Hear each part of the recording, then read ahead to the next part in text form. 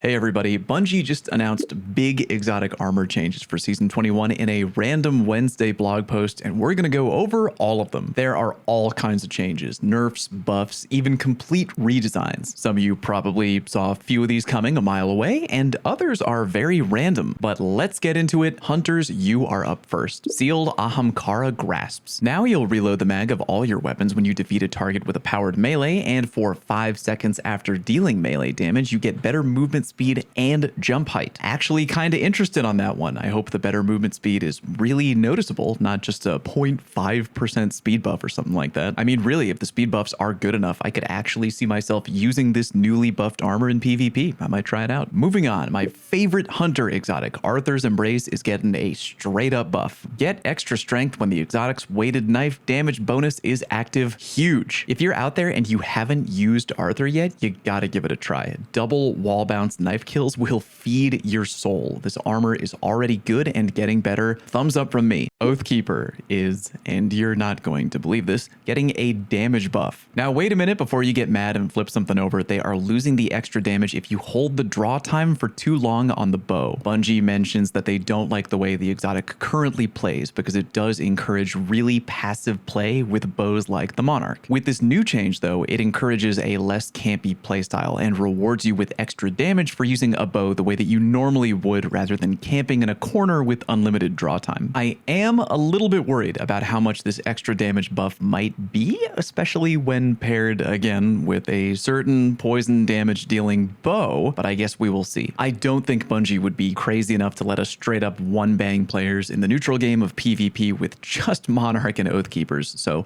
no need to hit the panic button on that one yet. Raijus, when deactivating your arc super manually, you make a blinding explosion that also bumps up your arc weapon damage. Nice. However, blocking with Whirlwind Guard will no longer consume energy more slowly. Little bit of a burf right there, aka a buff and a nerf together. Again, kind of wondering how much extra weapon damage we're talking about here. 10%? 20? 30? 40?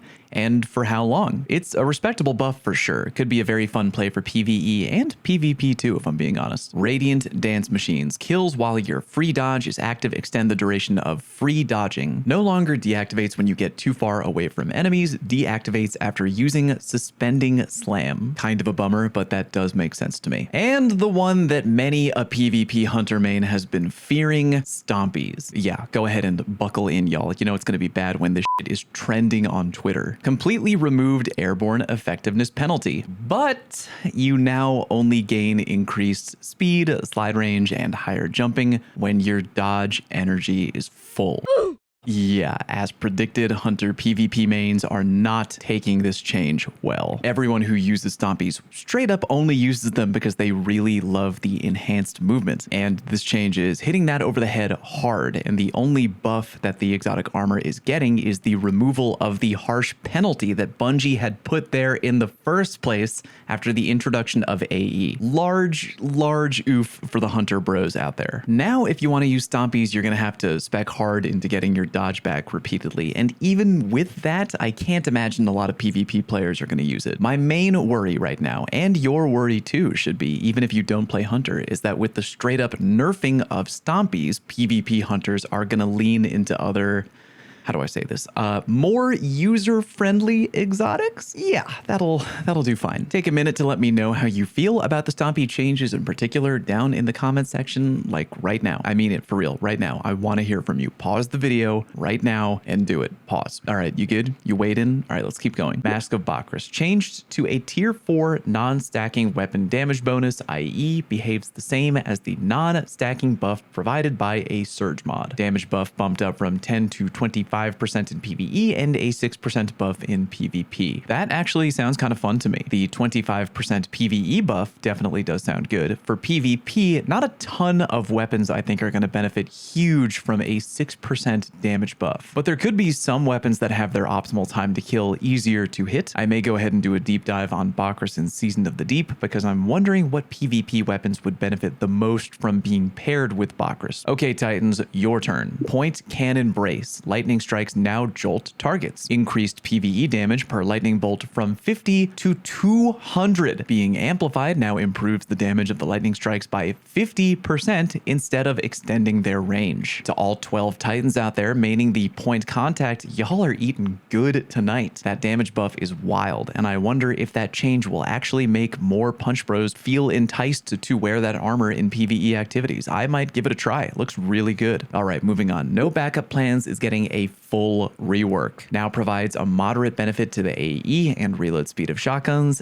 Who cares? Here's the real juice. When you have a Void Overshield, shotguns deal additional damage and shotgun final blows refresh your overshield. When using a Void subclass, rapid shoddy final blows or defeating a powerful enemy with a shotgun grants you a Void Overshield and kicks off your health generation.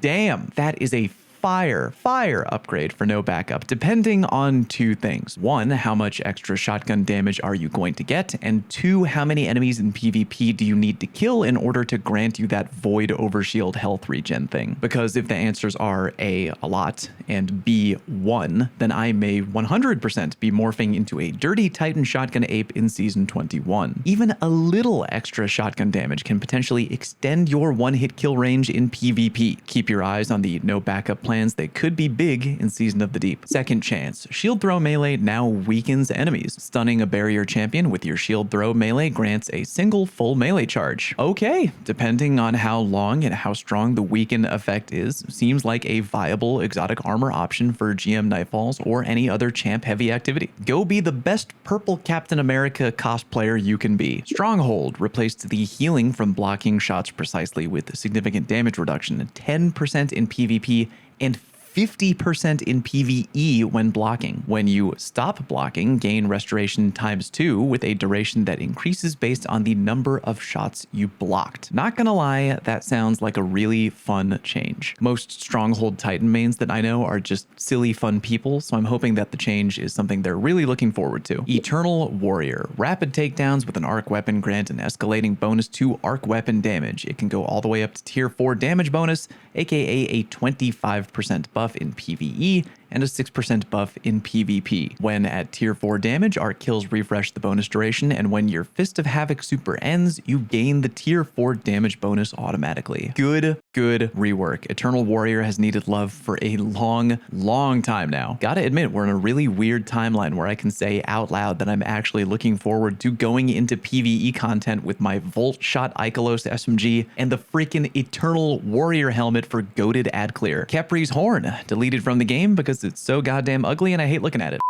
Khepris Horn, the solar damage wave, now scorches targets. Sure, why not? Simple, better for PvE and Solar 3.0, good buff. Path of the Burning Steps. Changed to use the non-stacking weapon damage bonuses used by Surge mods. Can go all the way up to tier 4 damage bonus, granting a bonus of 25% in PvE and a 6% in PvP. While at tier 4 damage bonus, Solar kills refresh the bonus duration. Becoming encased immediately gives you the tier 4 damage bonus. Don't know a lot of current Burning Step mains out there, but I would like to talk to any and see how they feel about this change. It does seem straightforward, but I think the old Burning Steps damage buff could go higher. I remember old Burning maybe going up to 35%. Hard to keep all these numbers in your head. Seems like Burning will still accomplish what it was made to do, punish people for using too much stasis. Dunemarchers reduced the range of the chain damage from 20 meters to 12 meters and PvP damage from 85 to 50. Get absolutely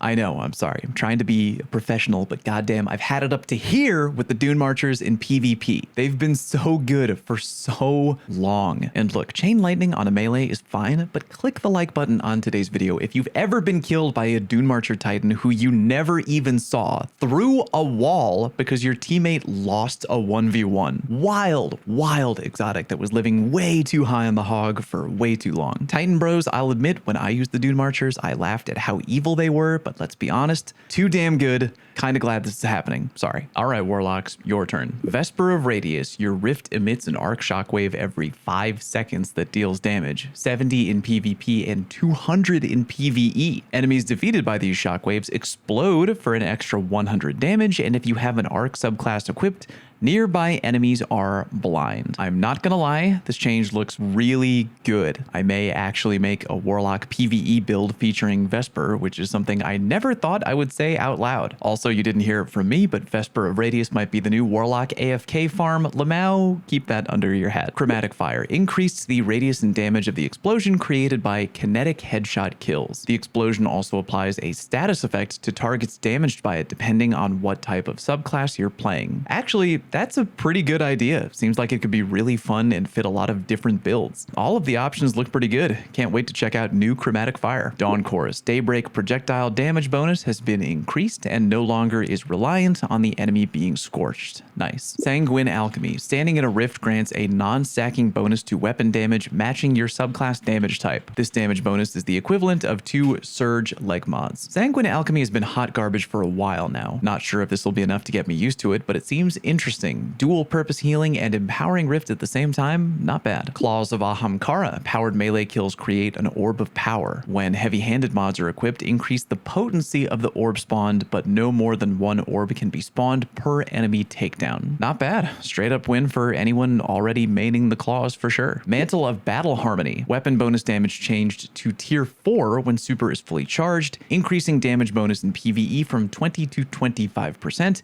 and reducing the damage bonus from 15 to 6 in PvP. Woof. Damage bonus only applies to weapons that match your subclass damage type and now stacks with Empowering Rift and other damage bonuses. Extended base duration from 6 to 10 seconds in PvE and from 3 to 5 in PvP. As expected when I first read the change, my boy True Vanguard is, quote, cheesed about this change. Love you, buddy. Yeah, less potent in PvP for sure. But then again, I only know a few people who wear the armor TBH, but I do kind of feel bad for them. Ophidian Aspect. Yeah, as expected, removed the extended melee range. 110% expected, and as an Ophidian Aspect main myself, completely deserved. They're really popular and very good in PvP, and I would be straight up lying if I didn't admit to that. Although if they're keeping the extra free weapon handling buff, I may keep using them. They'll still be pretty good. Promethium Spur grants rift energy for any solar weapon takedown, with more energy granted for solar weapon takedowns when standing in a rift. You also now have to be standing in a rift when you get the final blow for the exotic to consume your class ability to create a rift at the target's location. I think maybe only Cool Guy might be peeved at that change. I don't really know too many Promethium players out there. And finally, the one you all knew was coming, Starfire Protocol. Reduced the amount of energy gained per instance of damage from 20% to 2.5. Empowered weapon kills now grants 20% more grenade energy.